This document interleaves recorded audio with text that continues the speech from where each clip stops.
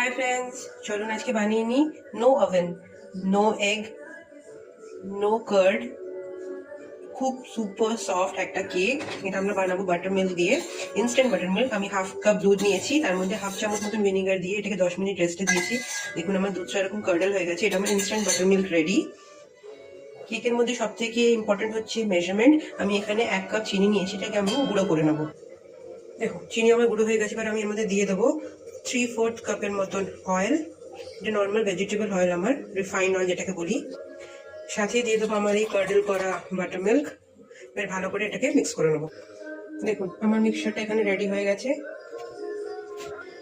চলুন এবার wait ingredients গুলোকে আমি করে নিই। আমি এর মধ্যে 1 কাপ নিয়েছি, যার মধ্যে আমি হাফ ময়দা আর হাফ আটা দিয়েছি। আপনারা চাইলে পুরোটা ময়দা বা পুরোটা আটা দিয়ে করতে পারেন।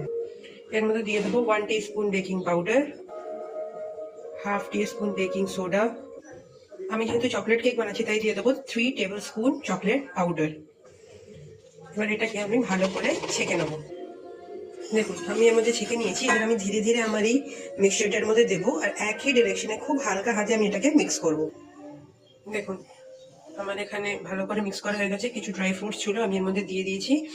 এবার আমি এই গ্রিস করা কন্টেনারে এটাকে আমি ফিল করে নেবো। দেখুন আমি এরকমভাবে এটাকে ডেকোরেট করেছি।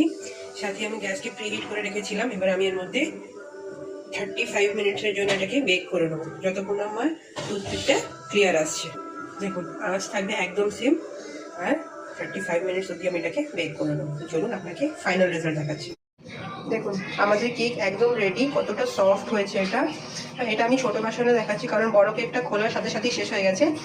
তো আমি ওই সেম ব্যাটার দিয়েই একটুখানি বেঁচে ছিল, তো আমি ছোট বাটিতে বসিয়েছি। দেখুন এই ধরনের আরও রেসিপিস আপনারা আমাদের চ্যানেলে পেয়ে যাবেন। তো চলুন আমাদের চ্যানেলকে ফলো করুন, আমাদের সাপোর্ট করুন। ততক্ষণের জন্য আমি তো চললাম খেতে। বাই।